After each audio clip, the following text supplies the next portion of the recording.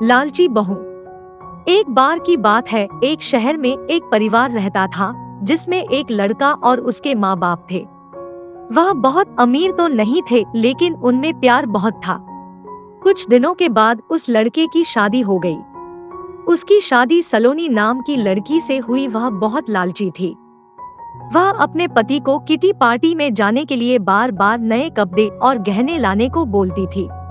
उसके पति ने उसको समझाया कि अपने बराबरी वालों से ही दोस्ती करना चाहिए।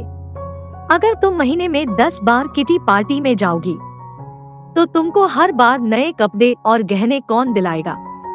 लेकिन वह अपने पति से ही झगड़ा करना शुरू कर देती थी और बोलती थी कि अगर मैं नए कपड़े गहने पहनकर नहीं जाऊंगी तो मेरी सहेलियां मेरा मजाक उड़ाएंगी। तुम ज्यादा कमाने की तो सोचते नहीं, बल्कि मुझे ही रोकते रहते हो। इसके बाद वह अपनी सास के पास गई और बोली, मां जी, आप मुझे अपने गहने दे दीजिए, मुझे किटी पार्टी में पहन कर जाना है। उसकी सास हैरान होकर बोली, हमारे समय में बहू अपनी सास को गहने रखने के लिए देती थी, लेकिन तुम मुझसे ही गहने मांग रही हो। उसकी इन हरकतों से सारा परिवार दुखी था। एक दिन सलोनी की सहेली शिल्पा घर आई। उसने सलोनी की सास से सलोनी के बारे में पूछा।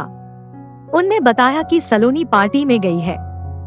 शिल्पा ने सलोनी की सास से पूछा, आप इतनी दुखी क्यों दिख रही है। तब उनने सारी बात बताई कि सलोनी किस तरह बार बार नए गहने और कपड़े की डिमांड करती है और सारे पैसे इन पर ही खर्च कर देती है।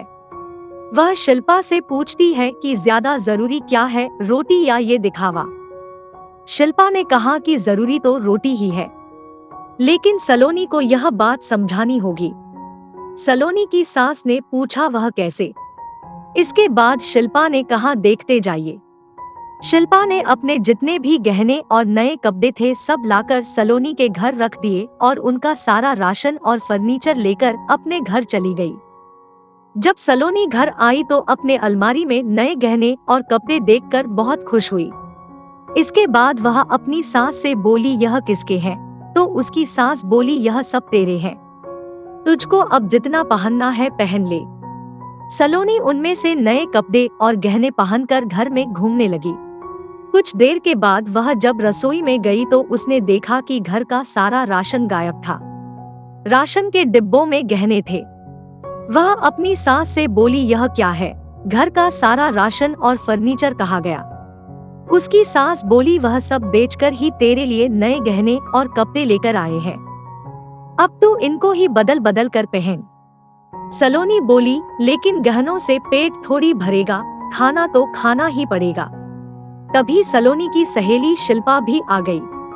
उसने कहा, जब पहले तुम्हारी सास ने तुमको समझाया तब तुम नहीं मानी, इसलिए हमने यह सब किया।